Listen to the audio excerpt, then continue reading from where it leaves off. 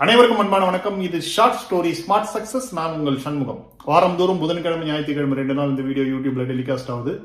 முழுவதுமாக பாருங்கள். உங்களுக்கு பிடிக்கும். லைக் பண்ணுங்க, ஷேர் பண்ணுங்க. இந்த வீடியோ குறித்த கருத்துக்கள் கமெண்ட் பண்ணுங்க. ரெகுலரா உங்களுக்கு இந்த வீடியோ குறித்து நோட்டிபிகேஷன் வேணும் அப்படின்னா சப்ஸ்கிரைப் பண்ணுங்க.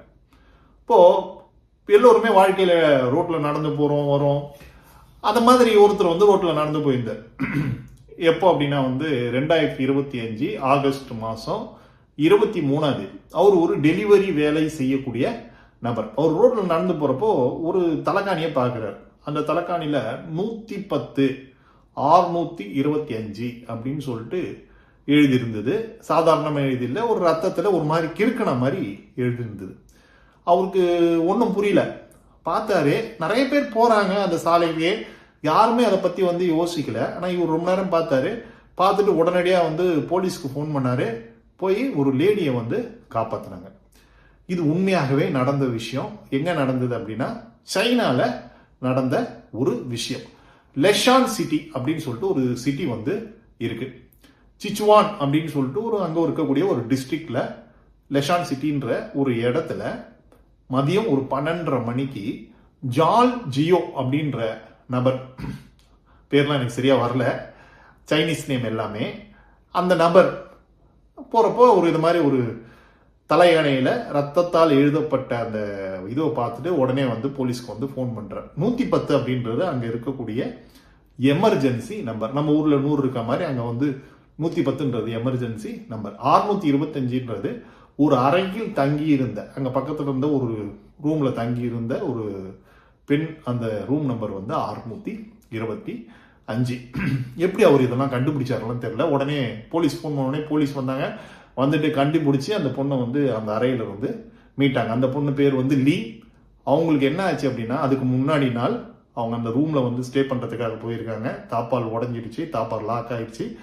அவங்களுக்கு உணவு கிடைக்கல, சாப்பாடு கிடைக்கல, எதுவுமே இல்லை அப்படின்றப்போ போன்லயே சார்ஜ் இல்லை அப்படின்ற ஒரு சுச்சுவேஷன்ல அவங்களுடைய அந்த கையை காயமாகி அதுல அந்த ரத்தத்துல எழுதி அவங்க போட்ட தலையணை தான் அவங்களுடைய உயிரை காப்பாத்திருக்கு. ரொம்ப சாதாரணமான ஒரு நிகழ்வு தான். நிறைய பேர் அந்த சாலையில போறதாலும் யாருமே பார்க்காத ஒரு விஷயத்த இவர் மட்டும் பார்த்து இது ஒரு பெரிய விஷயமா அந்த லேடியை காப்பாத்திருக்காரு. ரொம்ப பெரிய விஷயம் அப்படின்னு தான் இதை சொல்லணும். இதை படிச்சு பார்த்தோன்னே எனக்கு கூட ஒரு விஷயம் தோணுச்சு. நம்ம கண்ணு முன்னாடி கூட நிறைய சின்ன சின்ன விஷயங்கள் நடக்கும். இந்த சின்ன சின்ன விஷயங்களுக்கு நம்ம முக்கியத்துவம் கொடுக்குறோமான்னு சொல்லி பார்த்தோன்னா சின்ன சின்ன விஷயங்களுக்கு முக்கியத்துவம் கொடுக்கறது கிடையாது. உதாரணத்துக்கு சொல்லணும் அப்படின்னா, நீங்க உங்க வீட்டில் எந்தெந்த பொருளை எந்தெந்த இடத்துல எடுக்கிறீங்களோ அந்தந்த இடத்துல வைக்கிறது கிடையாது. எல்லாத்தையும் அங்கங்க எங்கெங்க தூக்கி போட முடியுமோ அங்கங்க தூக்கி போடும். செருப்பை சரியான இடத்துல கழட்டி வைக்கிறது கிடையாது.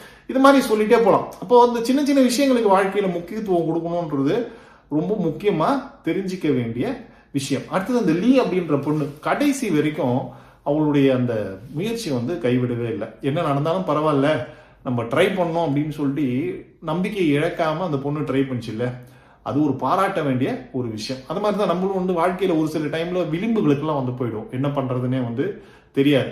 அந்த டைம்ல கூட ஏதாவது ஒன்று முயற்சி பண்ணோம்னு வச்சுக்கோங்க, ஏதாவது கிடைக்கும், ரிசல்ட் கிடைக்கும். ஆனா நம்ம முயற்சி பண்ணாம அப்படியே விட்டுருவோம். அது மாதிரி இருக்கக்கூடாது. லீ மாதிரி கடைசி வரைக்கும் முயற்சி அப்படின்றத நம்ம பண்ணிட்டே இருக்கணும். எல்லாத்தையும் விட ரொம்ப முக்கியம் என்ன அப்படின்னா டைமிங். நீங்க எந்த ஒரு செயலை செஞ்சாலும் சரி, அது அந்த குறிப்பிட்ட நேரத்துல செஞ்சா மட்டும் அதுக்கு வேல்யூ. ஒருவேளை அவர் அந்த 110 625 தலையணையை பார்த்துட்டு சரி ஓகே ஏதோ ஒன்று அப்புறமா பார்த்துக்கலாம்னு சொல்லிட்டு விட்டு இருந்தாருன்னு வச்சுக்கலாம். அப்புறமா ஒரு 10 மணி நேரம் கழிச்சோ இல்லை மறுநாளோ ஃபோன் பண்ணியிருந்தாருன்னா அந்த பொண்ணை உயிரோட காப்பாற்றிருக்க முடியுமான்னு சொல்லி தெரியாது. அது மாதிரி தான் அவங்களுக்கு கூட ஏதாவது ஒரு விஷயம் டக்குன்னு இருக்கு அப்படின்னா அந்த விஷயத்த அந்த டைம்லேயே செஞ்சிருங்க. அதை தள்ளி மட்டும் போடக்கூடாது. இந்த டைமிங் அப்படின்றது ரொம்ப முக்கியமான விஷயம். எல்லாத்தையும் விட ரொம்ப முக்கியமான விஷயம்னா ஒரு சந்தேகம்னு சொல்லி வந்துச்சுன்னா அந்த விஷயத்த ஆராய்ச்சி பார்த்துடணும். அந்த டெலிவரி பண்ணக்கூடிய அந்த நபருக்கும் அந்த சந்தேகம்னு சொல்லிட்டு ஒரு விஷயம் வந்துச்சு. இது ஏதோ ஒரு சந்தேகமா இருக்கே அப்படின்னு சொல்லிட்டு இதை பண்ண என்ன ஆகும் ஏதாகும்லாம் சொல்லிட்டு யோசிக்கல. உடனே போலீஸ்க்கு ஃபோன் பண்ணி அவங்கள வர சொல்லிடுறாரு. அவங்கள பாக்குறாங்க. அது மாதிரி தான் உங்களுக்கு கூட வாழ்க்கையில ஏதாவது ஒரு விஷயத்துல ஏதாவது ஒரு சந்தேகம் வருது அப்படின்னா அந்த சந்தேகத்தை மட்டும் வளர விடாதீங்க. அந்த சந்தேகத்தை அந்த இடத்துல தீர்த்துருங்க. அந்த இடத்துல தீர்த்துட்டு நம்ம பண்ணோம்னா மட்டும்தான் நம்மளால அந்த சந்தேகன்ற பேயிலேருந்து வெளியே வர முடியும். சந்தேகன்றது ஒரு மிகப்பெரிய பேய்ங்க. அந்த பேயை மட்டும் வளர விடக்கூடாது. அதெல்லாம் டக்குன்னு அந்த சந்தேகத்தை மட்டும் க்ளோஸ் பண்ணிடணும். சரிங்களா? அதெல்லாம் உங்களுக்கும் சந்தேகம் வந்ததுன்னா அப்பயே வந்து க்ளோஸ் பண்ணிடுங்க. அடுத்தது விஷயம், ரொம்ப முக்கியமான விஷயம், மற்றவங்களுடைய கஷ்டத்தை புரிஞ்சுக்கணும். அவங்களுடைய கஷ்டத்தை புரிஞ்சுக்கிட்டு அவர் அந்த அந்த தலையணையை பார்த்துருப்பாரு, ஏதோ ஒரு ரத்தம் அப்படின்றது மட்டும் தெரிஞ்சிருக்கு. அப்போ ஏதோ ஒன்று கஷ்டத்தில் தான் வந்து எழுதியிருக்காங்கன்னு சொல்லிட்டு ஒரு ஃபீல் வந்ததால தான் அவர் வந்து இதை வந்து பண்ணியிருப்பார். அது மாதிரி மற்றவங்களுடைய கஷ்டத்தை நீங்கள் புரிஞ்சுக்கிட்டீங்க அப்படின்னா நமக்கும் வந்து நம்மளுடைய கஷ்டத்தையும் யாரோ ஒருத்தர் வந்து புரிஞ்சுப்பாங்க. சரிங்களா? அதில் இது எல்லாத்தையுமே ஞாபகம் வச்சுக்கோங்க. சின்ன சின்ன விஷயம் தான் வாழ்க்கையில் நம்ம பார்க்கக்கூடிய விஷயங்கள், படிக்கக்கூடிய விஷயங்கள், கடந்து வரக்கூடிய விஷயங்கள். ஆனால் அதில் கொடுக்கக்கூடிய பாடங்கள் வந்து நிறைய பாடங்கள். எனக்கு இந்த கண்டென்ட், அதாவது வந்து இந்த விஷயத்த வந்து படித்த உடனே எனக்கு தோணுன விஷயம், ஒரு சின்ன விஷயத்த அவர் வந்து பண்ணி இன்னைக்கு வந்து எவ்வளோ ஒரு பிரபலமான ஒரு நபராக, எங்கேயோ இருக்கக்கூடிய சைனாவில் இருக்கக்கூடிய ஒரு நபரை பற்றி இங்கே நம்ம பேசிகிட்டு இருக்கோம் அப்படின்னா, அவர் மாறுறப்போ நம்மளும் வந்து மாற்ற முடியும் இல்லைங்களா? ஹீரோ ஆகிறதுக்கு எதுவுமே முக்கியம் கிடையாது. நல்ல எண்ணங்கள் மட்டும்தான் முக்கியம், நல்ல சிந்தனைகள் மட்டும்தான் முக்கியம், நல்ல செயல்கள் மட்டும்தான் முக்கியம். நம்மளாலையும் ஹீரோவாக ஆக முடியும். வாழ்த்துக்கள். அடுத்த வீடியோவில் சந்திப்போம். நன்றி, வணக்கம்.